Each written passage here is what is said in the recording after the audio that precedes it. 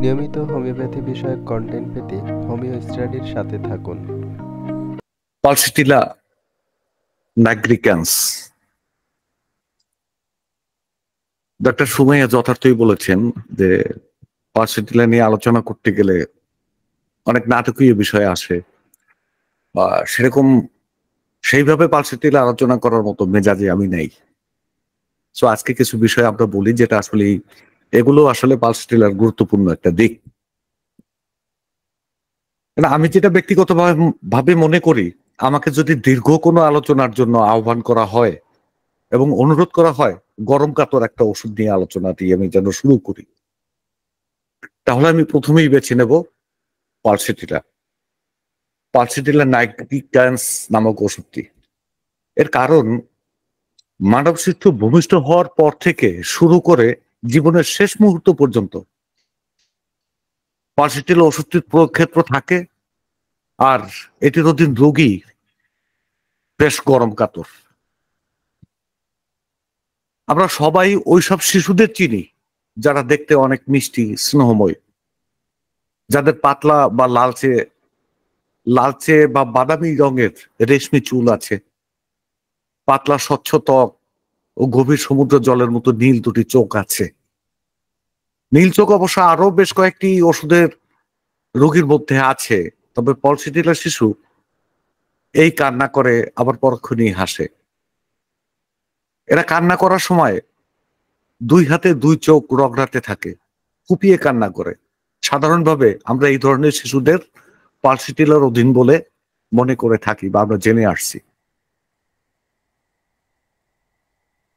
একজন হোমিওপ্যাথিক চিকিৎসক হিসাবে আমাদের যদি পালসিটিলার কোনো কিওয়ার্ড মনে রাখতে হয়, তাহলে অবশ্যই লালচে বা বাদামি চুল, নীল চোখ, যে শিশু কারণে অকারণে তার চোখ কসলাতে অভ্যস্ত, সংবেদনশীল ও তার মাকে আঁকড়ে থাকে, সে খোলা বাতাস পছন্দ করে, দুধ এবং দুধজাত খাবারের প্রতি যথেষ্ট আগ্রহ থাকে, তার লক্ষণগুলো ভীষণভাবে পরিবর্তনশীল, এগুলিকে আমরা গুরুত্ব দিয়ে থাকি এবং গুরুত্বের সঙ্গে দিয়ে থাকি।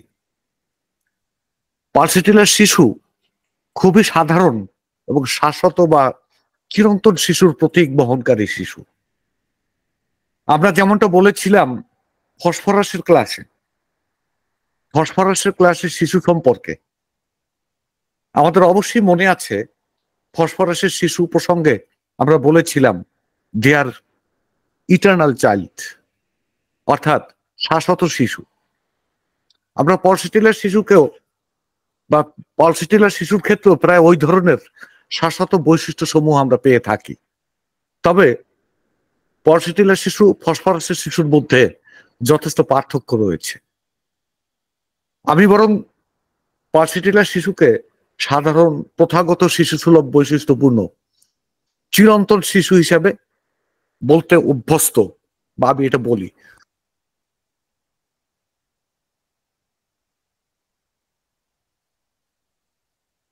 পালসিটিলার শিশুর মধ্যে প্রধানত দুটি ধরন আছে, মনে রাখতে হবে এখানে একটা গুরুত্বপূর্ণ বিষয়। দুটি ধরন। এদের সংবেদনশীলতা দিক থেকে বা তাদের কায়িক বৈশিষ্ট্য, মানে শারীরিক বৈশিষ্ট্য থেকে, আচরণগত দিক থেকে দুটো ধরনের মধ্যেই মিল আছে, কিন্তু একটু পার্থক্য করার মতো দুটো ধরন আমরা এখানে আলোচনা করব বা আমরা মোটামুটি একটা ধারণা দেব। প্রথম ধরনটির শিশু বয়সের তুলনায় শারীরিকভাবে খুব ছোট, পাতলা ত্বক, পাতলা চুল, বেশ লাজুক প্রকৃতির। স্নেহ বা আদর দিয়ে এই শিশুকে সহজে আয়ত্তে রাখা যায়, নিয়ন্ত্রণ করা যায়। এরা যথেষ্ট সেনসিটিভ বা সংবেদনশীল। বয়স বাড়ার সঙ্গে সঙ্গে এদের মধ্যে দায়িত্বশীলতা বাড়তে থাকে। এদের সংবেদনশীলতা এত বেশি যে আবেগীয় পরিবর্তনের সঙ্গে সঙ্গে এদের চেহারা ও শরীরে এক ধরনের ফ্লাশিং হতে থাকে। এ কারণে মাঝে মধ্যে এদের মুখমণ্ডল ফ্যাকাশে দেখায়। একজন চিকিৎসক হিসাবে নিবিড়ভাবে পর্যবেক্ষণ করতে হবে যে ফ্লাশিং হচ্ছে না আসলেই মানে ফ্যাকাশে। আবেগীয় অবস্থা এদের স্বাভাবিক যে রক্ত সঞ্চালনে বাধার সৃষ্টি করে। ফ্লাশ আপের কারণে মুখমণ্ডল লাল হয়ে উঠতে পারে। বিভিন্ন কারণে এদের ফ্লাশিং হতে পারে, যেমন অভ্যন্তরীণ উষ্ণতা, অসুস্থতা বা শক্তিশালী আবেগীয় উচ্ছ্বাস। আপনি পালসিটিলার একটা শিশুকে আদর করতে গেলে তার মধ্যে, তার মানে চেহারার মধ্যে একটা ফ্লাশিং আপনি লক্ষ্য করবেন। পালসিটিলার শিশুর আরেকটি ধরন বেশ মোটাসোটা, গায়ের রং তুলনামূলক একটু গাঢ়, ফর্সা না, একটু ডিপ। সাধারণত এদের চুলের রং কালো হয়। আমরা আগে বলছি কি, আগে বলেছি আপনার লালচে চুল। আর এই আরেকটা ধরন, এটা হলো, এই ধরনটা হলো চুল কালো থাকে। যে কোনো ঘটনায় প্রতিক্রিয়া দেখানোর ক্ষেত্রে একটু স্লো বা মন্থর বা একটু অলস প্রকৃতির। পালসিটিলার শিশুর প্রথম ধরনটির চেয়ে এই ধরনের শিশু ফুপিয়ে কান্না করার প্রবণতা একটু বেশি।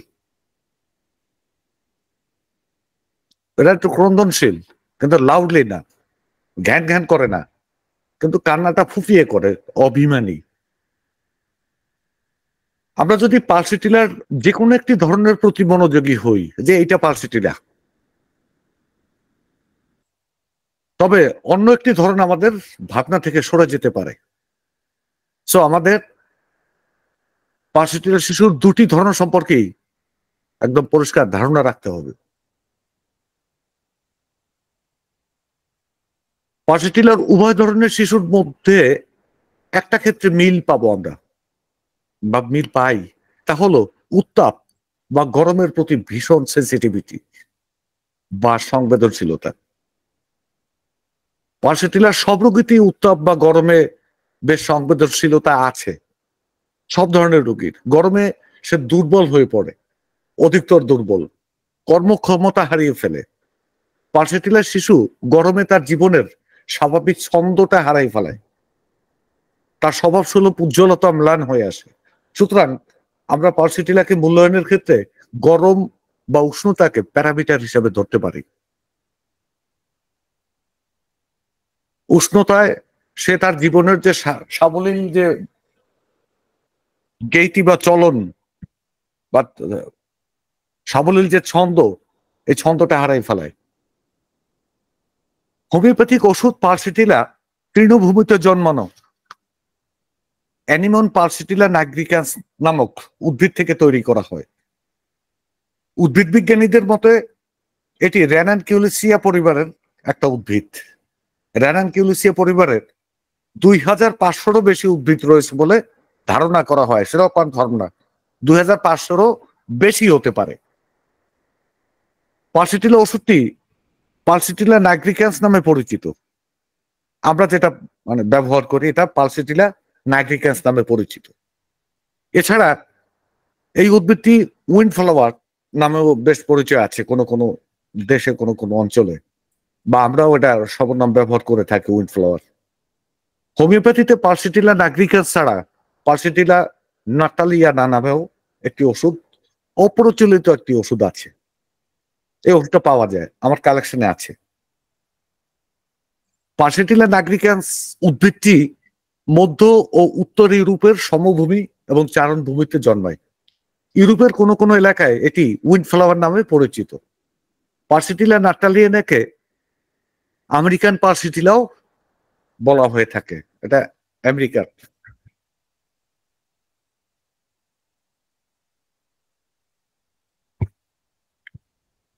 কনস্টিটিউশনালি পালসিটিলা সাধারণত নারী ও শিশুদের মধ্যে বেশি প্রয়োগ হয়, ডাক্তার সুমাইয়া বলে গেছেন। এটা তুলনামূলক কম হলেও পুরুষদের মধ্যে পালসিটিলা কনস্টিটিউশন প্রায় পাওয়া যায়। আমাদের বরেণ্য হোমিওপ্যাথিক চিকিৎসক ডাক্তার রজার মরিসন একটা পর্যায় পর্যন্ত পালসিটিলা কনস্টিটিউশনের অধীন ছিলেন বলে ডাক্তার জর্জ ভিটল কাজ শনাক্ত করেছেন। অবশ্য পরবর্তী সময় তিনি আলাদা ওষুধের অধীনে চলে গেছেন, মোস্ট প্রবাবলি উনি ক্যালিসালফে চলে গেছিলেন। আমরা যদি সাইলেশিয়া সম্পর্কে আলোচনা করতে চাই, বা আপনি যদি সাইলেশিয়া সম্পর্কে বলতে চান, তাহলে অবশ্যই পাশাপাশি যে একটা ওষুধের নাম চলে আসবে, যে প্রসঙ্গ চলে আসবে, সেটা হলো পালসিটিলা। পালসিটিলার প্রসঙ্গ আসবেই আসবে। অনেক ক্ষেত্রে সাইলেশিয়ার একিউট অবস্থায় পালসিটিলা ও পালসিটিলার ক্রনিক পরিস্থিতিতে সাইলেশিয়ার প্রক্ষেত্র চলে আসে। এই যে দুটো ওষুধ, এর মূল সুরের গভীরে একটা নিখুঁত আন্তঃমিল আছে। একইভাবে আমরা গ্রাফাইটিসের একিউট অবস্থায় পালসিটিলার ক্ষেত্র পেয়ে থাকি, এবং কোনো কোনো সময় পালসিটিলার কিছু ক্রনিক ক্ষেত্রে অন্তর্বর্তীকালীন ওষুধ হিসাবে দু এক মাত্রা গ্রাফাইটিসও ব্যবহার করতে হয় আমাদের। এখানে একটা কথা বলে রাখা জরুরি, আমরা আগে শীর্ণদেহী যে পালসিটিলার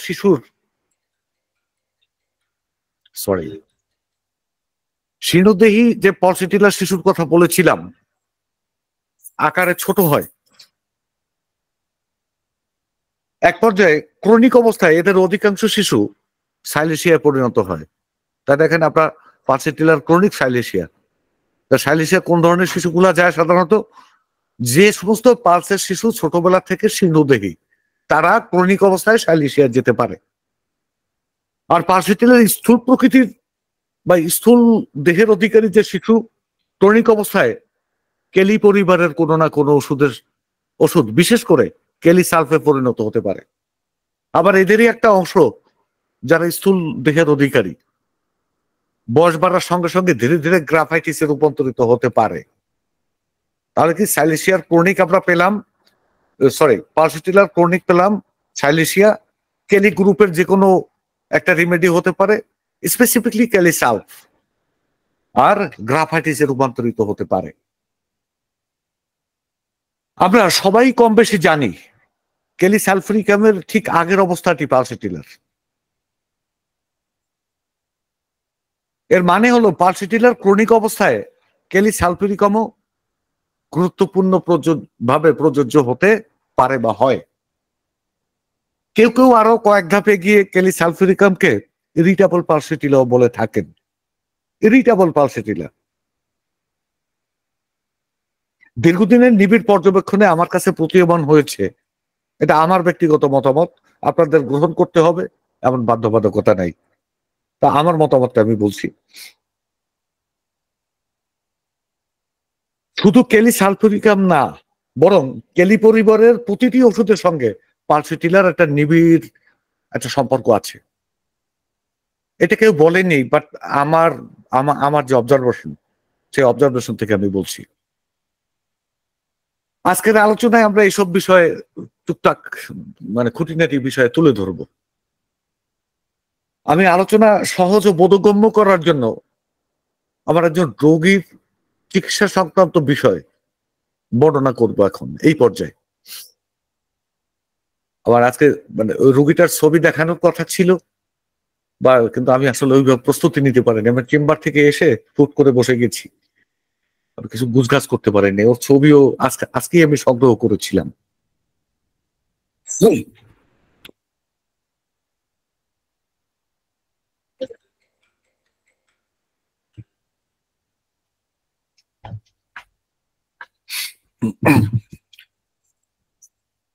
রোগীর নাম তাসমিয়া, বয়স 15 বছর, নবম শ্রেণীর শিক্ষার্থী, বাবা ব্যবসায়ী, মা গৃহিণী। বছর দেড়েক আগে আমার কাছে চিকিৎসার জন্য নিয়ে আসেন তাসমিয়ার বাবা মা। তখন তিনি ব্যাক পেইন, আমি বলছি তাসমিয়াকে বলছি। আমি একটু বলে রাখি যে 14 বছরের উপরে কোনো ছেলে বা মেয়ে বা যে কোনো ব্যক্তি বা যেই হোক 14 বছরের উপরে হলে আমি তাকে আপনি বলে সম্বোধন করি, এবং ওই তিনি ইত্যাদি ব্যবহার করি সর্বনাম হিসেবে। আমি তাসমিয়াকে তিনিই বলছি, যদিও 15 বছর বয়স। তখন তিনি প্রচন্ড ব্যাক পেইন, কোমরে ব্যথা, পেছনে ব্যথা, ডিসমেনোরিয়া, ট্রাকিকার্ডিয়া, স্থূলত্ব, শরীর বেড়ে যাওয়া, স্থূল হয়ে যাওয়া, মোটা হয়ে যাওয়া, নিদ্রাহীনতায় ভুগছিলেন, যেটাকে আমরা ইনসোমনিয়া বলি। ওই সময় পর্যন্ত তার অ্যালোপ্যাথিক চিকিৎসা চলছিল। যখন আমার কাছে এসছে, তার অ্যালোপ্যাথিক চিকিৎসার ব্যবস্থাপত্র দেখলাম, একটা প্রকট ব্যথানাশক ওষুধ, একই সঙ্গে মাল্টিভিটামিন বড়ি, সমুদ্র শৈবালজাত ক্যালসিয়াম বড়ি ও গ্যাস্ট্রিক নিবারণের বড়ি দেওয়া হয়েছে, কিন্তু এতে তার সমস্যার কোনো সমাধান হচ্ছিল না। একদিন ওষুধ না খেলে পরের দিন থেকে তার স্বাভাবিক কাজকর্ম, পড়াশোনা, স্কুলে যাওয়া পুরোপুরি বন্ধ থাকে। তাসমিয়ার প্যাথোলজিক্যাল পরীক্ষার জন্য পরীক্ষার্থীর সনদগুলো ছিল, যে ইয়েগুলা রিপোর্টগুলা, তাতে পাওয়া যায় ESR 35, সিরাম ইউরিক অ্যাসিড 8.0, এটা সর্বোচ্চ থাকার কথা 6.0। হিমোগ্লোবিন এর পার্সেন্টেজ ছিল 9.6%। আলট্রাসোনোগ্রামের প্রতিবেদনে পাওয়া গেল তাসমিয়ার ওভারিতে গ্রোয়িং সিস্ট আছে। আমি তাসমিয়ার কেসটি নথিভুক্ত করলাম, ওভারিয়ান সিস্ট। তাসমিয়ার প্রথম ঋতুস্রাব শুরু হয় 12 বছর বয়সে। প্রথম 4 মাস ঋতুস্রাব নিয়মিত হয়, এরপর থেকে দেখা দেওয়া নিয়ম 4-5 মাস পর পর স্রাব হয়। একবার স্রাব দেখা দিলে 20-25 দিন চলতে থাকে। শ্বেতপ্রদর বা সাদা স্রাব যেটাকে বলে, এটা পর্যাপ্ত। এক এক দিন এক এক ধরনের, এক এক রঙের প্রদস্রাব হয়। বিশেষ করে গোসলের পর পাতলা পানির মতো বা দুধের মতো সাদা স্রাব, সাদা রঙের স্রাব নির্গত হতো। 6 বছর বয়সে তার অ্যাজমা দেখা দিয়েছিল, মারাত্মক অ্যাজমা। অ্যালোপ্যাথিক চিকিৎসায় অ্যাজমা সেরে যায়। দিন দিন এক ধরনের স্টুপিং ধরে বসছিল তাকে, অর্থাৎ তার মেরুদণ্ড বাঁকা হয়ে যাচ্ছিল, সামনের দিকে কুঁজু হয়ে যাচ্ছিল, মাথা নুয়ে যাচ্ছিল। তিনি ক্রমেই সামনের দিকে ঝুঁকে যাচ্ছিলেন, কুঁজু হয়ে যাচ্ছিলেন। পরীক্ষা করে দেখা গেছে তার শিরদাঁড়ার 3টি থোরাসিক কশেরুকা T6, T7 ও T9 উঁচু হয়ে আছে। হোমিওপ্যাথিক চিকিৎসা নেওয়ার আগে প্রায় 6 মাসের মতো তাকে বিছানায় পড়ে থাকতে হয়েছিল। অ্যালোপ্যাথিক ব্যথানাশক ওষুধ তো তাকে কোনো উপশম দিতে পারছিল না। তাসমিয়া জানান, তার এই সমস্যা 3য় শ্রেণীতে পড়ার সময় থেকে দেখা দেয়। তার ভাষ্যমতে প্রথম তার বাম হাতে কুনুইয়ে গাঁটে ব্যথা দেখা দিয়েছিল। কুনুই ফুলে প্রায় 2 সপ্তাহ তাকে ভুগিয়েছিল। 2010 সালের সেপ্টেম্বর মাসে আমি একবার তাসমিয়ার চিকিৎসা করেছিলাম, এটা আমার রেকর্ড থেকে বের করেছিলাম অনেক আগে। তখন তার অনিয়মিত জ্বর, বদহজম ও বেশ কিছু সমস্যার কথা জানিয়েছিল তার মা। সেটা ভালো হয়ে গেছে। তাসমিয়া রোগী হিসেবে ভীষণ গরম কাতর, গরমে মারাত্মক দুর্বল হয়ে পড়ে। তিনি জানান, বেশি গরমের সময় নিজেকে শক্তিহীন বলে মনে করেন। যে কথাটা বলেছিলাম, যে সে নিজে এনার্জিলেস, তার কোনো এনার্জি নাই, তার কোনো শক্তি নাই, অর্থাৎ জীবনের ছন্দটা হারিয়ে ফেলে। আমি ভূমিকায় যে কথাটা বলে আসছিলাম, তার জীবনের ছন্দ পতন ঘটে, শক্তি হারিয়ে ফেলে। গরম পড়লে একটা সময় তার শক্তি থাকে না, নিজেকে শক্তিহীন মনে হয়। তার সব কষ্ট গরমে বেড়ে যায়। তবে কোনোভাবে অসুস্থ হয়ে গেলে, মানে যখন তার রোগের কষ্টগুলো বাড়তে থাকে, তখন তার শীতই লাগে, তখন আর গরম লাগে না। তাহলে কি পার্সিটিলা রোগী সুস্থ অবস্থায় সবসময় গরম কাতর, এবং সে মারাত্মক গরম কাতর। এই গরম কাতরতা এমন এক গরম কাতর যে তার জীবনের ছন্দ হারিয়ে ফেলে, কোনো কিছুতেই স্বাচ্ছন্দ্য বোধ করে না। This the main point. আমি পার্সিটিলা রোগীর এই গরম কাতরতা ব্যতি রেখে অন্য কোনো লক্ষণকে ব্যক্তিগতভাবে আমি ওভাবে গুরুত্ব দেই না।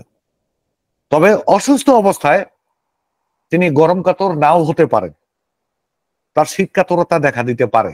সো আমাদের খবর নিতে হবে, খোঁজটা নিতে হবে, সুস্থ অবস্থার খোঁজ।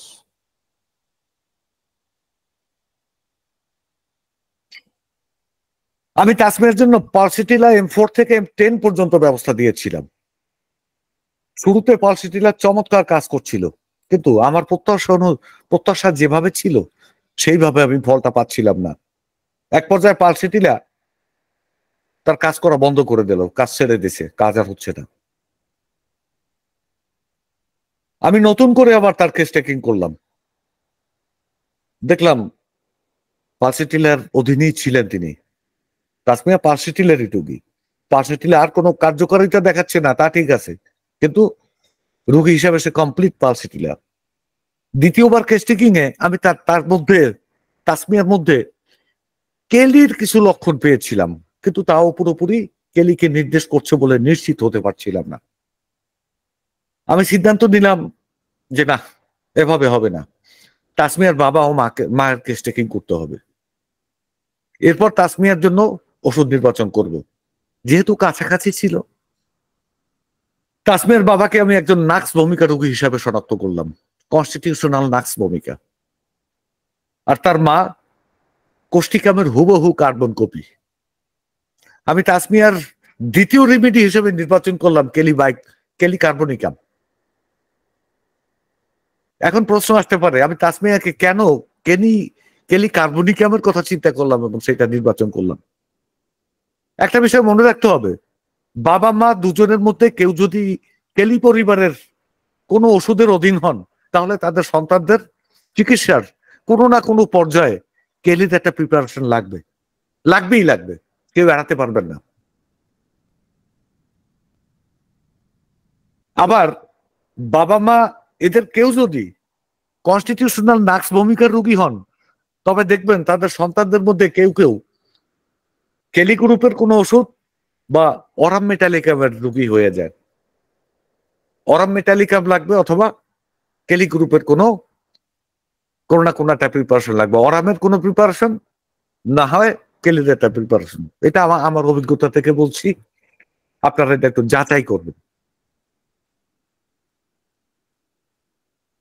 এছাড়া তাসমিয়ার মা একজন কোষ্টিকামের রোগী।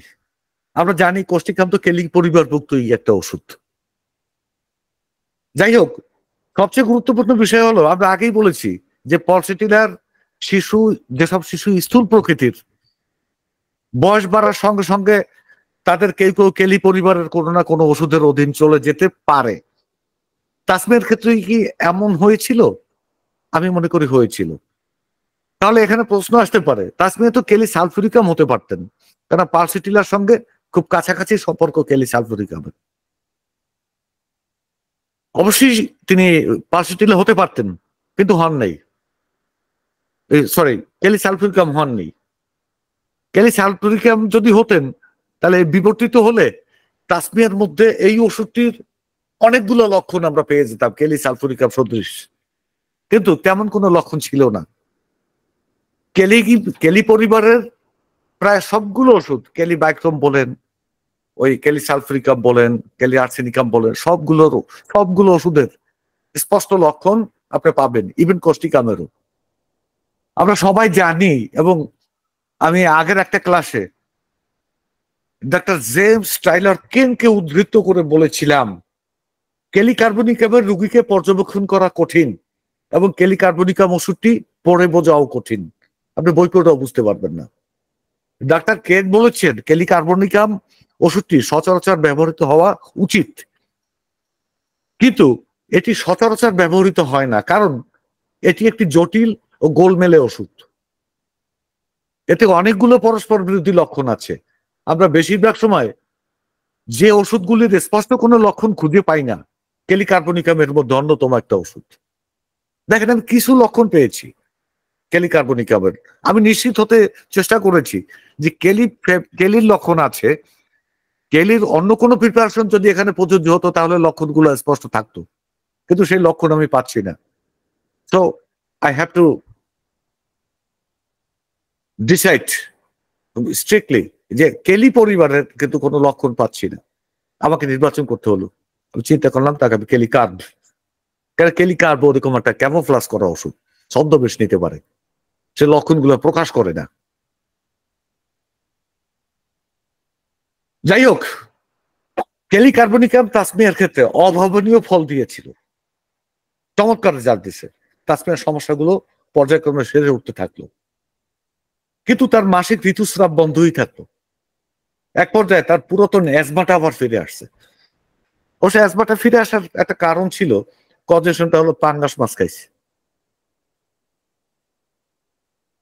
এখানে একটু বলে রাখি, অ্যাজমা রোগীদের অবশ্যই, আমাদের যাদের কোনো না কোনো সময় অ্যাজমা ছিল, এরকম রেকর্ড পাইলে তার জন্য পাঙ্গাস মাছ, সে চাষের পাঙ্গাস হোক বা নদীর বড় বা ছোট পাঙ্গাস হোক, এই মাছটা একদম নিষিদ্ধ করে দিতে হবে। অ্যাজমা রোগীর জন্য পাঙ্গাস মাছের চেয়ে ক্ষতিকর দ্বিতীয় আর কিছু নাই। যাই হোক, ঋতুস্রাব বন্ধ হয়ে রইল, এক পর্যায়ে তার পুরাতন অ্যাজমাটা আবার দেখা দিল। একই সঙ্গে তার গলায় এবং ঘাড়ের চারপাশে কালচে বাদামি রঙের, জাস্ট সিপিআর যে রংটা, সিপিআর সিপিআর যে কালারটা, ওই রকম কালচে বাদামি রঙের মেষ্ঠার মতো দাগ পড়ে গেছে এই দুই কাঁধের উপর দিয়ে, ঘাড়ে, সামনের দিকে, পেছনে, গলার নিচে, এই বুকের উপরের অংশটা কালচে বাদামি রঙের মেস্তা পড়ে গেছে। এই পর্যায়ে আমি তার যেতে ক্যালিকার কাজ করতেছে বা কাজ করবে না, কিন্তু ওই ওষুধ দেওয়ার পরবর্তী ডোজটা দেওয়ার আর সময় আসেনি। ঠিক এই মুহূর্তে এই দাগগুলো দেখে আমি তো অন্য চিন্তা করলাম। ওর হাইড্রোট্রফিক স্টিমুলেটিং হরমোন TSH পরীক্ষা করানোর পরামর্শ দিলাম। এতে করে তার হাইপার থাইরয়েডিজম ধরা পড়লো। ব্যবস্থা দিলাম থাইরয়েডিনাম M2 M3। এই থাইরয়েডিনাম শুরু করার 13 ঘন্টার মাথায় তার ঋতুস্রাব শুরু হয়ে গেছে। এরপর থেকে এই 3-4 দিনের মধ্যে তার এই কালো মেস্তর দাগটা চলে গেছে। 4 দিন না 5 দিন এরকম, 4 দিন থেকেই বলতেছে যে না, দাগগুলা আগে যেমন উঁচু উঁচু ছিল, হাতে বাঁচত বা খুব গাঢ় কালারে ছিল, এটা নাই, মিলিয়ে যাচ্ছিল।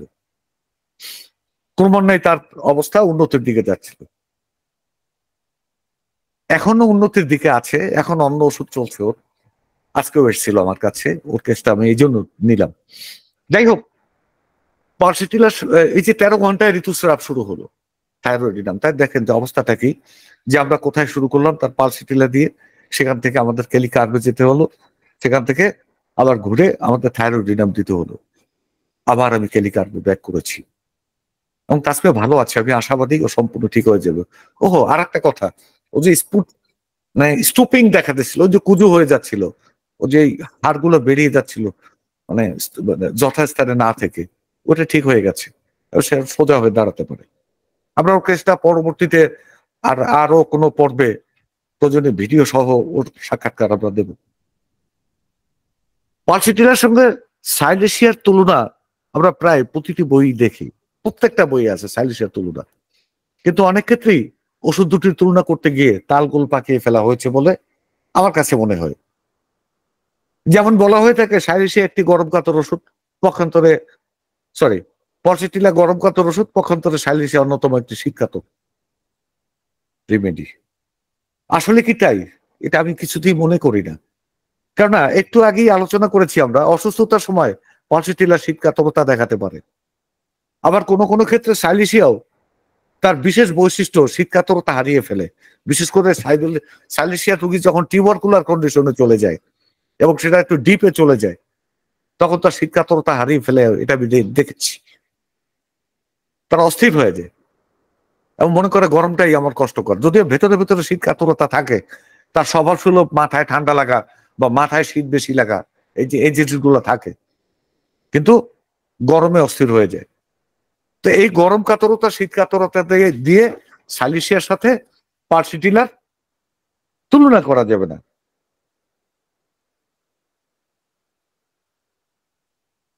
এখন তাহলে প্রশ্ন, পালসিটিলা ও সাইলেশিয়ার মধ্যে মূল পার্থক্যের জায়গাটি কোথায়?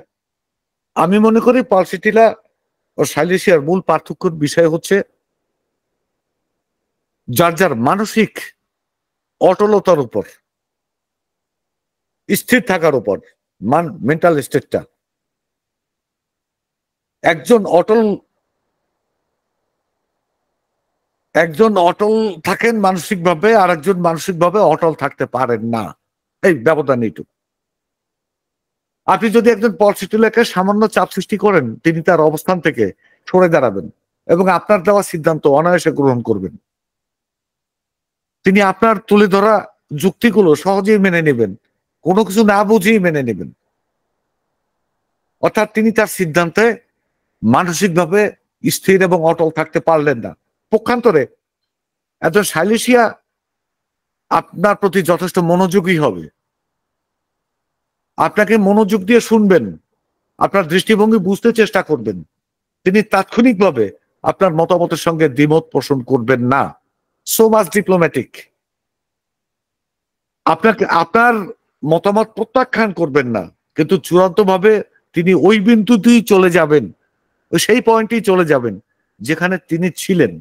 অর্থাৎ আপনার সঙ্গে সরাসরি কোনো বিরোধে না গেলেও তিনি আপনার মতের গুরুত্ব না দিয়ে নিজের বিশ্বাস সিদ্ধান্তকেই প্রাধান্য দিবেন এবং তিনি সেটাই করবেন। This is সাইলেশিয়া। এটি সাইলেশিয়ার একটি জোরালো দিক। আমি মনে করি সাইলেশিয়া ও পালসিটিলার মূল পার্থক্যের জায়গাটা ঠিক এই জায়গায়। অন্য কোনো লক্ষণ দিয়ে আপনি আর পাবেন না।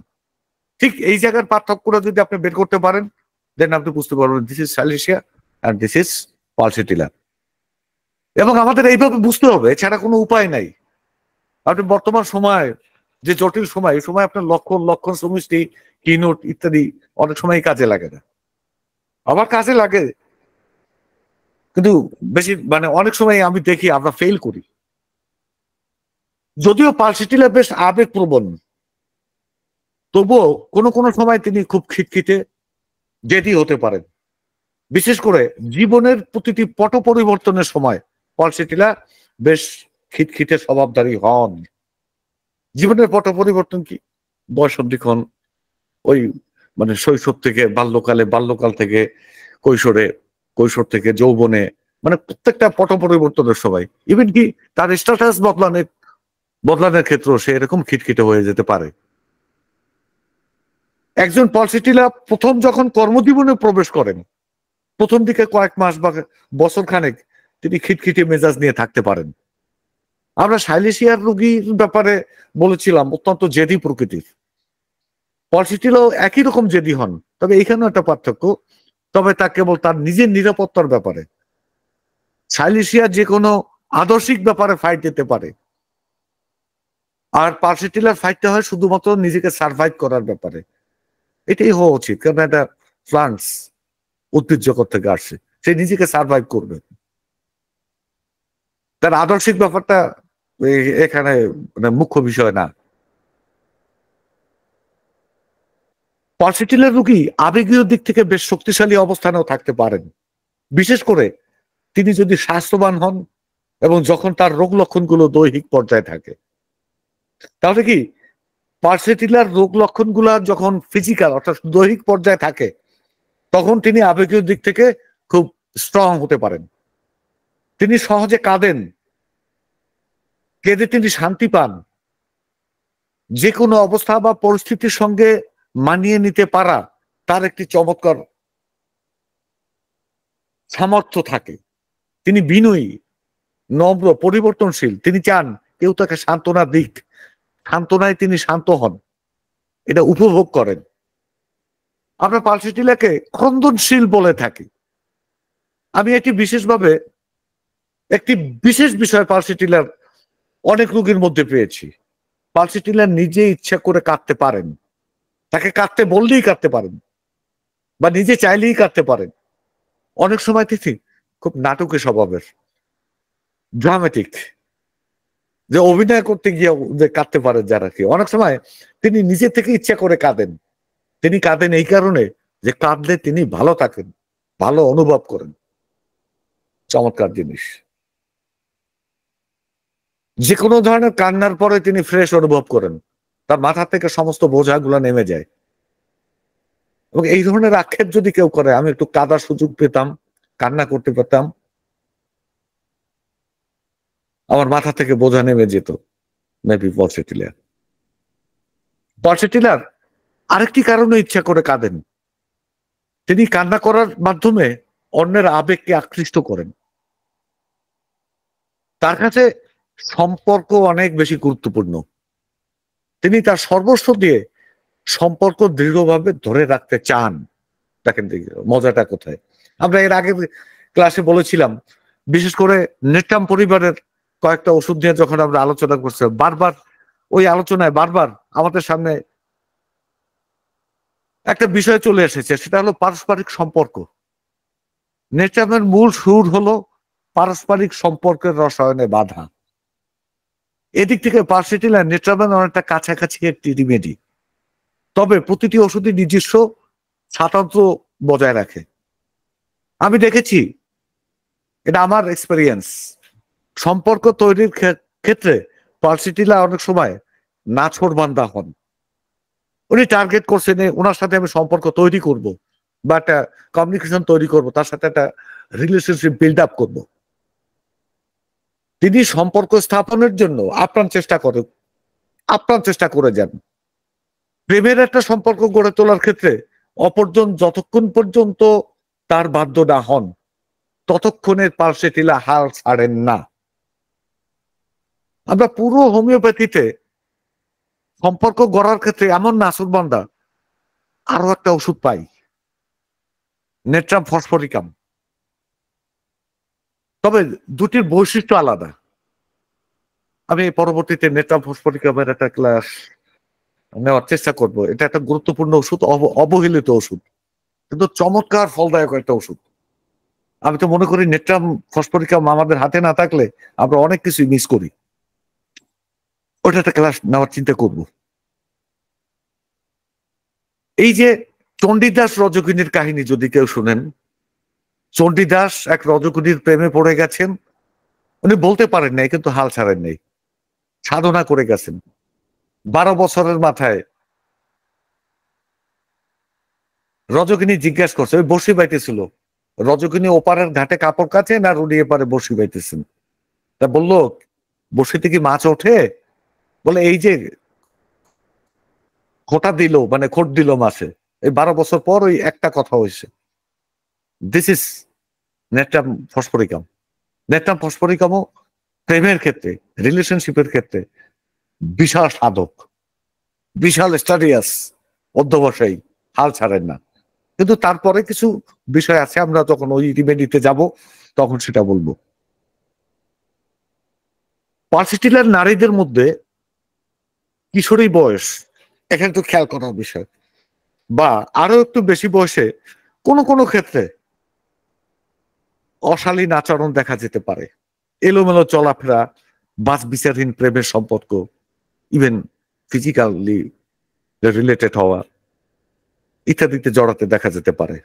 তবে এরা যখন কনজুগাল লাইফ লিড করে, এরা যখন পরবর্তীতে বৈবাহিক জীবনে প্রবেশ করে, তখন বেশ অনুগত হয়ে যান। আচার আচরণে তাদের যথেষ্ট আনুগত্য এবং শালীনতা চলে আসে। ইন্দ্রিয়কে প্রভাবিত করে এমন আবেগ পার্সিটিলা নিয়ন্ত্রণে রাখতে যথেষ্ট সক্ষমতা দেখাতে পারেন। বাহ! তিনি তার ইচ্ছেগুলোকে অবদমন করে রাখতে বেশ পারদর্শী হন। ওই যে ইচ্ছেগুলো অবদমন করেন বিধায়ী তো এর সিদ্ধান্ত মানে এটা মানে যে যা বলে সেটা মেনে নেয়। এ কারণে তিনি অনেক সময় কষ্ট ভোগ করেন। নিজের ইন্দ্রিয়কে নিয়ন্ত্রণ করার সক্ষমতার দিক থেকে আমি মনে করি পার্সিটিলা অনেকটা কেলি কার্বনিকাম সহ কেলি পরিবারের প্রায় প্রত্যেকটি এলিমেন্টের সঙ্গে তুলনীয়। আমরা বলছিলাম কি কেলির ক্লাসে, বলছিলাম যে যদি পায়খানার বেগ আসে সেটাও ঘন্টার পর ঘন্টা আটকে রাখতে পারে, তার এই প্রবৃত্তিকে আটকে রাখতে পারে কেলি কার্বনিকাম। ঠিক ওই রকম ইন্দ্রিয় ইচ্ছেগুলো, ইন্দ্রিয় সংক্রান্ত বিষয় প্রবৃত্তিগুলো, এইগুলোকে কন্ট্রোল করতে পারে পালসিটিলা, যেটা তার কেলি কেলি কার্বনিকাম বা কেলি ফ্যামিলির ওষুধগুলোর সঙ্গে তার যে একটা মানে আন্তঃযোগাযোগ আছে বা সম্পর্ক আছে সেটাকে প্রকাশ করে। পালসিটিলা কখনই কোনো বিষয়ের সত্যতা যাচাইয়ের জন্য উদ্গ্রীব হন না। যে আপনি একটা কথা বলছেন, আপনার কথা সে বিশ্বাস করে নিয়েছে, হোক সে মিথ্যা, তারপরে বিশ্বাস করছে। তিনি পরিসংখ্যান, বুদ্ধিভিত্তিক ধারণা সমূহ বা মানে বিরচিত কর্মকাণ্ড, বা মানে ওই ধরনের কর্মকাণ্ডের প্রতি কোনো আকর্ষণ বোধ করেন না। তিনি কেবল ওইসব বিষয়ের প্রতি যত্নশীল হন যা তার দৈনন্দিন জীবনের ঘটনা প্রবাহ বা মানবিক সম্পর্কের সঙ্গে সম্পৃক্ত। অর্থাৎ সে আপনাকে খুশি রাখবে, সে আপনাকে খুশি রাখবে, দিস ইজ ফাইনাল। তার আর কিছু দরকার নাই। ওই যে অমুকের বীরত্ব, অমুকের এইটা, সমুখের এইটা, এই যে এই লক্ষ টাকা, কোটি টাকা, না, এগুলোর দরকার নেই। তার দৈনন্দিন জীবনে যে জিনিসটা দরকার এই বিষয়ের বাইরে, এবং সম্পর্কগুলা ঠিকঠাক ভাবে চলছে কিনা, এই সমস্ত জিনিস ঠিকঠাক আছে কিনা, তার বিবেচ্য বিষয় শুধু ওইটা, নাথিং এলস, আর কিছু তার দরকার নেই। হ্যাঁ, এই ক্ষেত্রে যে কথাটা বলা যায় যে পালসিটিলার সারেন্ডারনেস, মানে সে নিজেকে সমর্পণ করে। কোথায় সমর্পণ করে? অন্যের ইচ্ছার প্রতি।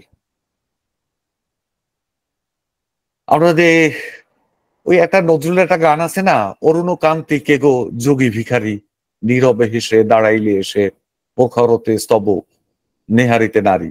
ওটার মধ্যে একটা কথা আছে যে রাস বিলাসিনী আমি আহিরিনী, শ্যামল কিশোর রূপ শুধু চিনি।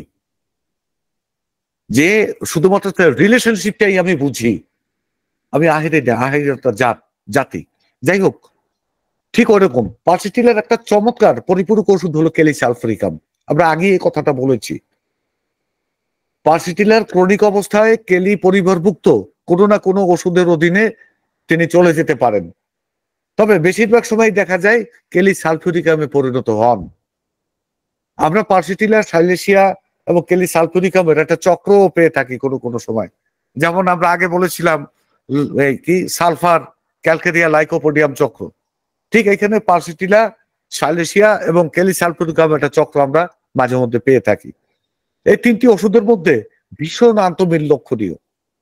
আমরা পালসিটিলা ও সাইলেশিয়া আন্তঃমিল ও পালসিটিলা থেকে সাইলেশিয়া রূপান্তরের বিষয়টি একটু আগে বলেছি। এ দুটি ওষুধের একটি বৈশিষ্ট্য একটু ভিন্নভাবে প্রদর্শিত হয়। এটা মানসিক স্তরের বিষয়। পালসিটিলা অন্যের সিদ্ধান্ত অনায়াসে মেনে নেন, আর সাইলেশিয়া সেক্ষেত্রে আপাত দৃষ্টিতে মনে হয় তিনি আরোপিত সিদ্ধান্তটি মেনে নিলেন, কিন্তু পরবর্তী সময় তিনি সেটিই করেন যেটি তিনি আগে থেকে সিদ্ধান্ত নিয়ে রেখেছিলেন, অর্থাৎ নিজের সিদ্ধান্ত। আপনি হয়তো বলবেন সালিসিয়া একটা শীতকাতর ওষুধ, পালসিটিলা গরম কাতর। না, অনেক সময় সালিসিয়া পালসিটিলার মধ্যে শীত কাতরতা, গরম কাতরতা ইত্যাদি বিষয় আসে, আমরা বলেছি। আবার ক্যালিসালফেরিকাম একটা গরম কাতর ওষুধ, মারাত্মক গরম কাতর ওষুধ। ক্যালিসালফেরিকামকে বিরক্তিকর পালসিটিলা বলে কেউ কেউ চিহ্নিত করতে চান, ইরিটেবল পালসিটিলা। আমি মনে করি পালসিটিলা নিজেও একজন বিরক্ত রোগী। এই যে ক্যালিসালকে বলে যে বিরক্তিকর, মানে ইরিটেবল পালসিটিলা, বিরক্ত। কিন্তু আমি পালসিটিলাকেও বিরক্ত মনে করি, যদিও কেউ বলবেন না পালসিটিলা সফট, শান্ত, মিষ্টি, মিষ্টি স্বভাবের। পালসিটিলাকে বলতে গিয়ে অনেকে বলে যে শান্তি প্রিয় বাঙালি নারী, আমাকে সাবানা সংক্ষেপে এটা বলে থাকেন। কিন্তু আমার অবজারভেশনে আমি দেখেছি পালসিটিলা যথেষ্ট বিরক্ত। তবে ওষুধ দুটির মধ্যে এই বিরক্তির জায়গাটায় ব্যবধান হলো পালসিটিলা নিজের সঙ্গে নিজে বেশ বিরক্ত হন। তিনি তার এই বিরক্তির কথা অন্য কারো সঙ্গে, ইভেন কি পরিবার সদস্যদের সাথেও শেয়ার করেন না, বলেন না। সো আমরা তাকে শান্তিপ্রিয় মনে করি, কিন্তু ভেতরে ভেতরে তিনি কিন্তু ওল্ডেড হচ্ছেন, বিরক্ত হচ্ছেন। ক্যালিসালফেরিকাম তার বিরক্তি প্রকাশ না করে পারেন না, ব্যবধান এইটা। ক্যালিসালফেরিকাম তার বিরক্তি প্রকাশ করে ফেলবে, তিনি অল্পেতেই বিরক্ত হন, তার বিরক্তি অন্যদের প্রভাবিত করে। পালসিটিলা রোগের ধরন বিশ্লেষণ করলে আমরা দেখি এই ওষুধের অধীন রোগ লক্ষণগুলোতে প্রদাহ থাকে। প্রদাহের সঙ্গে কনকমিটেন্ট হিসাবে আর একটা বিষয় বিদ্যমান থাকে পালসিটিলায়, মনে রাখতে হবে, অতিরিক্ত স্রাব নিঃসরণ। ইনফ্লামেশন সঙ্গে অতিরিক্ত স্রাব নিঃসরণ, দিস ইজ পালসিটিলা। একইভাবে ক্যালিসালফেরিকামে আমরা প্রদাহ এবং স্রাবের আধিক্য আছে। তবে ক্যালিসালফেরিকামের প্রদাহ এবং স্রাব পালসিটিলার তুলনায় অনেক বেশি এবং দীর্ঘকাল স্থায়ী। পালসিটিলা দীর্ঘকালে স্থায়ী না, পরিবর্তনশীল, কিন্তু ক্যালিসালফের এই পরিবর্তনশীলতা না। সে একটা ইনফ্লামেশন সিক্রেশন শুরু হলে এটা দীর্ঘকাল স্থায়ী, এটা চলতে থাকে, কন্টিনিউ করে। আমরা পালসিটিলা, সাইলেশিয়া এই দুটি ওষুধের রোগীতে পাই তাদের সিদ্ধান্ত গ্রহণের ক্ষেত্রে বিশিষ্টতা। সাইলেশিয়া কোনো কাজ শুরু করতে গিয়ে এলোমেলো হয়ে যান, তিনি মনে করেন তাকে দিয়ে বিশেষ এই কাজটি যথাযথভাবে সম্পন্ন করা আদৌ সম্ভব না, অথচ কাজটি শুরু করলে তিনি তার নিপুণতার সঙ্গেই শেষ করেন। পালসিটিলা রোগী এতই দুর্বল ব্যক্তিত্ব সম্পন্ন যে অন্যের কথায়, অন্যের প্রভাবে তিনি তার সিদ্ধান্ত বারবার বদলাতে কুণ্ঠিত হন না। পক্ষান্তরে ক্যালিসালফেরিকামের মধ্যে আমরা পাই আত্মবিশ্বাসের মারাত্মক ঘাটতি। খুব কম ওষুধে আছে, এবং বিশেষ কয়েকটা ওষুধে আছে আত্মবিশ্বাসের মারাত্মক ঘাটতি, সেলফ কনফিডেন্স, যেটা এই জিনিসটা মারাত্মক ঘাটতি থাকে ক্যালিসালফিউরিকামের। ক্যালিসালফিউরিকামের রোগী আত্মবিশ্বাসের ঘাটতির সঙ্গে আর একটা কনকমিটেন্ট লক্ষণ থাকে, সেটা হলো বিষণ্ণতা। তাহলে কি আত্মবিশ্বাসে মারাত্মক ঘাটতি, বিষণ্ণতা, দিস ইজ ক্যালিসালফিউরিকাম। আমরা যদি এমন কোন রোগী পাই যিনি গরম কাতর, প্রথম কথা হলো গরম কাতর, দ্বিতীয় কথা হলো আত্মবিশ্বাসহীন এবং তিনি বিষণ্ণতায় ভুগছেন, তবে প্রথম কথাই তার জন্য আমরা ক্যালিসালফিউরিকামকে আমরা চিন্তা করতে পারি। অন্তত চিন্তা করবো, ওষুধ দেবো না দেবো সেটা পরের ব্যাপার। একটা বিষয় আমাদের মনে রাখতে হবে, রোগীর মধ্যে গরম কাতরতা, আত্মবিশ্বাসের ঘাটতি ও বিষণ্ণতা, এই তিনটি লক্ষণের যে কোনো একটি লক্ষণ অনুপস্থিত, তারপরও তিনি ক্যালিসালফিউরিকাম হতে পারেন যদি তার মধ্যে প্রচন্ড রক্ষণশীল মনোভাব থেকে থাকে। এই রক্ষণশীল মানে আমরা ক্যালিকার্বোনিকামের ক্লাসে যেটা বলছিলাম যে অর্থোডক্স আমরা ব্যাখ্যা করেছিলাম, ওই যে পুরানো জিনিস ধরে রাখা বা গোড়া অর্থোডক্স, সেই জিনিসটা যদি থেকে থাকে তাহলে ওই গরম কাতরতা বা আত্মবিশ্বাসের ঘাটতি দুইটার একটা না থাকলেও সে ক্যালিসালফ হতে পারে। রক্ষণশীলতা ও নিয়মানুবর্তিতার ক্ষেত্রে ক্যালিসালফিউরিকাম ও ক্যালিকার্বোনিকাম, ক্যালি গ্রুপের এই দুইটা প্রায় সেম ডিগ্রি। কিরকম আমি মনে করি একজন ক্যালিসালফিউরিকামের রুগী, সে একা রাস্তায় হাঁটতেছে হরতালের মধ্যে, তখন সে ফুটপাথ দিয়ে হাঁটবে, মুহূর্তের জন্য সে রাস্তায় নামবে না। কেন? নিয়ম ওইটা, সে নিয়ম ভঙ্গ করবে না। ক্যালিসালফিউরিকাম এরকম, ক্যালিকার্বো এরকম, তার 9টায় অফিসে যাওয়ার কথা 9টায় যাবে, 2 মিনিট আগে না, অর্থাৎ 10 মিনিট আগে না বা 10 মিনিট পরে না। ক্যালিসালফিউরিকাম সম্পর্কে আমার মজার একটা পর্যবেক্ষণ হলো, আত্মবিশ্বাস কম থাকার কারণে তিনি নিজেকে খুব অল্প বুদ্ধির মানুষ বলে মনে করেন। আত্মবিশ্বাস কম, এই জন্য আমার বুদ্ধি নেই। আমার একটা বন্ধু আছে ক্যালিসালফ, ওর কাছে আমার বুদ্ধি কম, তো তোমার কাছে বুদ্ধি নিতে আর শালায় বুদ্ধিমান। তিনি মনে করেন নিজের কাছে তিনি কোনো দক্ষতা দেখাতে সক্ষম না, এই কারণে তিনি এক ধরনের হীনমন্যতায় ভোগেন। দেখেন যে সে নিজে মনে করে আত্মবিশ্বাস নাই, সে মনে করে আমি যে কাজ করছি এই কাজের জন্য আমি যোগ্য না, এটা আমি পারছি না, তো এক ধরনের হীনমন্যতায় ভুগতে থাকেন। আর এই ভাবনা থেকে তার মধ্যে এক ধরনের অভ্যন্তরীণ ইনসিকিউর অবস্থা দেখা দেয়, নিরাপত্তাহীনতা দেখা দেয়, যা অনেকটা লাইকোপোডিয়ামের খুব কাছাকাছি বলে মনে হতে পারে। লাইকোপোডিয়ামের রোগীর মতো নিজস্ব লোকজন বা পরিবারের সদস্যদের সঙ্গে তিনি খিটখিটে মেজাজ প্রদর্শন করেন। ওই যে ইরিটেবল, বিরক্তিকর, সে বিরক্ত প্রকাশ করে কোথায়? শুধুমাত্র ফ্যামিলি মেম্বারদের কাছে, তার অধস্তন বা তার কাছের মানুষদের উপরে। কিন্তু বাইরের মানুষের কাছে তিনি নেহাত একজন ভদ্রলোক হিসাবে পরিচিত। ক্যালিসালফিউরিকাম, লাইকোপোডিয়াম ওইরকম, যত নেতামি, যত অত্যাচার অবিচার সব তার ঘরের মধ্যে, ঘরের বাইরে নামছে নিপাট ভদ্রলোক। তাহলে কি ক্যালিসালফের সঙ্গে পালসিটিলা, ক্যালিসালফের সঙ্গে লাইকোপোডিয়ামের একটা কন্ট্রাস্ট আছে, আবার ক্যালিসালফ, পালসিটিলা, সাইলেশিয়া এদের কন্ট্রাস্ট আছে। এই কন্ট্রাস্ট গুলো আমাদের ঠিকঠাক ভাবে করে আসতে হবে।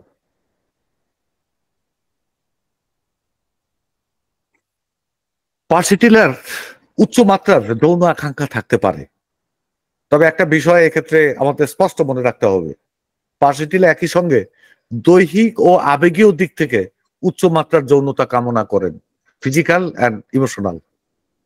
যৌনতার ক্ষেত্রে তিনি যথেষ্ট বাস্তবতার নিরিখেই থাকেন, কল্পনা বিলাসী হন না। এক্ষেত্রে পালসিটিলা ফসফরাসের একেবারে বিপরীত অবস্থানে থাকেন। ফসফরাস আবেগীয় যোগাযোগ, আবেগীয় সম্পর্ক ভালোবাসেন। যৌনতা নিয়ে ফসফরাসের উচ্চ মাত্রার আবেগীয় অনুভূতি বা ফ্যান্টাসি থাকে, যা শারীরিকভাবে অতটা সমর্থন করে না। প্রচলিত ধারণা থেকে আমরা পাই চর্বি বা তেলযুক্ত খাদ্য গ্রহণের কারণে পেটের গোলযোগে পালসিটিলা কার্যকর ওষুধ। এক্ষেত্রে আসলেই পালসিটিলা জাদুকরী ফল দেয়। মনে রাখতে হবে এমন ক্ষেত্রে পালসিটিলা তুলনামূলক একটু উচ্চ শক্তি দিতে হবে, নিম্ন শক্তি দিলে সমস্যা বেড়ে যেতে পারে, বেড়ে যায়, আমি দেখেছি বেড়ে যায়। পালসিটিলা নিয়ে প্রচলিত কয়েকটি ধারণা দীর্ঘকাল ধরে হোমিওপ্যাথির জগতে আছে। গর্ভ অবস্থায় পালসিটিলা সেবনে নিরাপদ প্রসব নিশ্চিত হয়। আমি এই কথাটা কোনোভাবেই মেনে নিতে পারিনি। তবে এক্ষেত্রে বেশিরভাগ সময়ই পালসিটিলা প্রযোজ্য হয়, সেটাও আবার অস্বীকার করার কোনো সুযোগ নেই। এর কারণ আমি যেটা মনে করি সেটা হলো, এটা ব্যক্তিগত অভিমত। একজন নারী যিনি গর্ভবতী হয়েছেন, বিশেষ করে প্রথমবার গর্ভবতী হয়েছেন, তার ওই পরিস্থিতি সম্পর্কে আগে থেকে কোনো ধারণা থাকে না। তাকে দৈনন্দিন কাজকর্ম, তার আহার বিহার, চলাফেরা সবকিছু নিয়ন্ত্রণ করতে হয়, নিয়ন্ত্রণ করে না। সবকিছুতে তিনি নিয়ন্ত্রিত হন। তাকে পরিবারের জ্যেষ্ঠ কোনো নারী সদস্যের অনুশাসন, নির্দেশনা মেনে চলতে হয়। এক কথায় তিনি নিজের ইচ্ছায় বা অনিচ্ছা বলতে কিছু থাকে না। সহজেই তিনি অন্যের সিদ্ধান্ত মেনে নেন, এটা করা উচিত না, এটা করা উচিত না। মানে তিনি, তার কি করা উচিত না উচিত এই সিদ্ধান্ত মেকার থাকে আর একজন। এই অবস্থায় তার মানসিক স্তরের গঠনটা ধীরে ধীরে পালসিটিলা সদৃশ হয়ে যায়। তার নিজস্ব কোনো সিদ্ধান্ত নাই। বাতাস উত্তর দিক থেকে আসছে, উনি দক্ষিণে কাত হলেন। বাতাস দক্ষিণ থেকে আসছে, উনি উত্তরে কাত হলেন। অর্থাৎ নুয়ে থেকে, এই যে থেকে থেকে একটা সম্পর্ক রেখে, বাতাসের সঙ্গে একটা সম্পর্ক রেখে নিজেকে সার্ভাইভ করা। পালসিটিলা গাছটাও ওরকম হেলে দুলে পড়ে। যাই হোক, সুতরাং ওই সময় যে কোনো সমস্যার জন্যই, যেহেতু তার মেন্টাল স্টেটটা ওইরকম থাকে, তো ওই সময় যে কোনো সমস্যার জন্যই তার ওষুধ পালসিটিলা। আর পালসিটিলা প্রয়োগ করা হলে তার সুন্দর একটা ডেলিভারি নিশ্চিত হতে পারে। এটা তেমন মানে অবাস্তব কোনো কিছু না। তবে এরকম ক্ষেত্রটা তৈরি হয়, তার মানে মুখস্থ গদবাতা পালসিটিলা দিতে হবে বিষয়টা সেরকম না। আমি আমার ব্যক্তিগত অভিজ্ঞতা থেকে মনে করি পালসিটিলা একটি উদ্ভিদজাত ওষুধ হলেও এর গভীরতা অনেক। এটি মানবদেহের দীর্ঘস্থায়ী বিশৃঙ্খলা দূর করতে সক্ষম। ক্যান্সারিয়াস মায়াজমের উপরও এই ওষুধটির যথেষ্ট প্রভাব আছে বলে আমি মনে করি। কিছুদিন আগে এক কিশোরীর চিকিৎসা করতে হয়েছিল। ওই কিশোরীর নানু ও একজন খালা স্তন ক্যান্সারে আক্রান্ত হয়ে মারা গেছেন। 16 বছর বয়সে ওই কিশোরীর বাম দিকের স্তন ক্রমশ শুকিয়ে ছোট হয়ে যাচ্ছে, ছোট হয়ে অস্তিত্ব হারাচ্ছিল। মানে ব্রেস্টটা শুকিয়ে যাচ্ছে।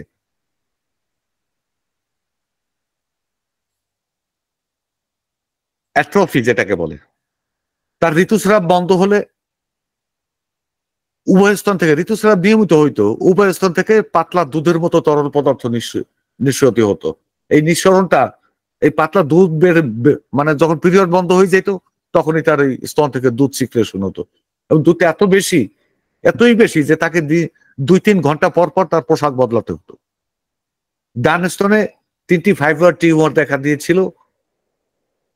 আর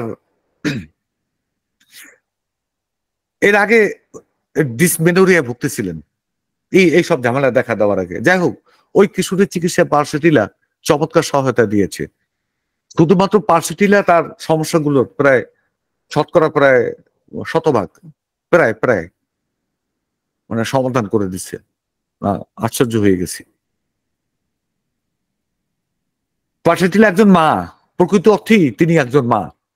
একজন মায়ের মধ্যে যতটুকু মাতৃত্ববোধ, মমতাবোধ, সহনশীলতা, ধৈর্য ও অন্যান্য গুণ থাকার কথা, তা একমাত্র পালসিটিলার মধ্যেই আমরা পাই। আমি অন্য কোনো ওষুধের অধীন যারা, তাদেরকে খাটো করছি না, তবে পালসিটিলা মাতৃত্বের গুণে পরিপূর্ণ একজন মা, এ কথা স্বীকার করতেই হবে। তিনি পৃথিবীর সবার মা হতে চান, ইউনিভার্সাল মাদার। এই মা হতে চাওয়ার মধ্যে একজন পালসিটিলা নারী এক ধরনের তৃপ্তি, স্যাটিসফ্যাকশন বা শান্তি বা স্বস্তি পেয়ে থাকেন। একজন পালসিটিলা কখনো আক্রমণাত্মক বা নিষ্ঠুর হতে পারেন না, পারেন না, পারেন না। তিনি নিজের কোনো সিদ্ধান্ত অন্য কারো উপর চাপিয়ে দেওয়ার কথা ভাবতেও পারেন না। তিনি তার কাছের লোকজনদের প্রতি সহানুভূতিশীল থাকেন। তিনি যদি পরিবারের কোনো সদস্যের উপর বিরক্ত হন, তা পরিবারের আরেকজনের কাছে প্রকাশ করেন না। আমি কেলি কার্বনিক এবারে আলোচনায় বলেছিলাম কেলি পরিবারভুক্ত ওষুধগুলোর মধ্যে একটি কমন বিষয় আছে, ডগমেটিক। ডগমেটিক বা গোড়া, এর মানে হলো বিশেষ কোনো ব্যক্তি বা মতে বা মতাদর্শে অনুসারী হয়ে যাওয়া বা বিশ্বাসী হওয়া। এটা একটা ধর্মীয় কোনো গুরুর মতাদর্শও হতে পারে। পার্সিটিলার মধ্যে আমরা এমন একটা অবস্থা দেখতে পাই, এমন অনেক রোগী পাই। তবে পার্সিটিলার ক্ষেত্রে এই মতাদর্শ অন্য কারো দ্বারা, গুরুর দ্বারা আরোপিত হয় এমন নাও হতে পারে, বরং রোগী নিজেই বিশেষ কোনো বিশ্বাস নিজের মধ্যে তৈরি করে নেন এবং তিনি তার ওই বিশ্বাসের উপর অটল থাকেন। উদাহরণ হিসেবে আমরা প্রচলিত গ্রন্থগুলোতে বর্ণিত পার্সিটিলার যৌনতার বিষয়ে একটি বিশ্বাসের কথা বলতে পারি। পলসিটিলা মনে করেন যৌন সঙ্গম একটা পাপের কাজ, সুতরাং তিনি বিপদ লিঙ্গের কারোর সঙ্গে যৌনতায় লিপ্ত হতে চান না। আবার পলসিটিলাকে আমরা সমকামী হিসেবেও পাই। দেখুন, এক্ষেত্রে তিনি মনে করেন বিপরীত লিঙ্গের কারোর সঙ্গে যৌনতা পাপ, কিন্তু সমকামিতা খুব একটা বেশি পাপের কাজ না। আমি এরকম রোগী পাইছি। তিনি এই বিশ্বাসগুলো নিজের মধ্যে ডেভেলপ করেন এবং নিজের বিশ্বাসে অটল থাকেন। এটা একদিকে যেমন পার্সিটিলার একটা ডগমেটিক ভাবনার প্রকাশক, অপরদিকে ওষুধটি শক্তিশালী একটা সাইকোটিক অবস্থার চিত্র তুলে ধরে। আমরা পার্সিটিলার যৌনতা সংক্রান্ত অনেক বিষয় মেডোনিয়ামের মধ্যেও পেয়ে থাকি।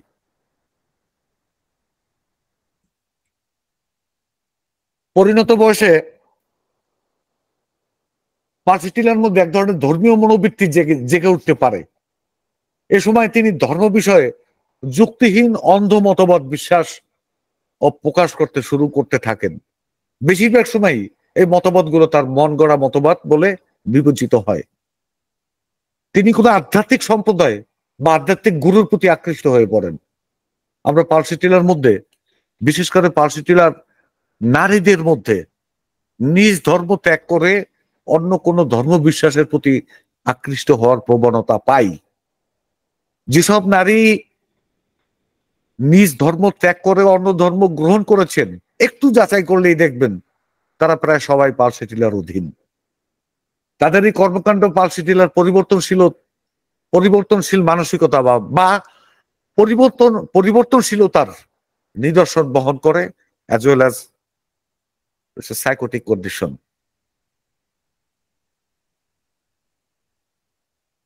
আমি আসলে মানসিকভাবে অত প্রস্তুত ছিলাম না। আমি ক্লাসটা এখানে শেষ করতে চাচ্ছি।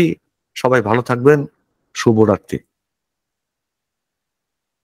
পরের কোনো ক্লাস আন্তরিকভাবে খুব মনোযোগ সহকারে করার চেষ্টা করবো ইনশাআল্লাহ।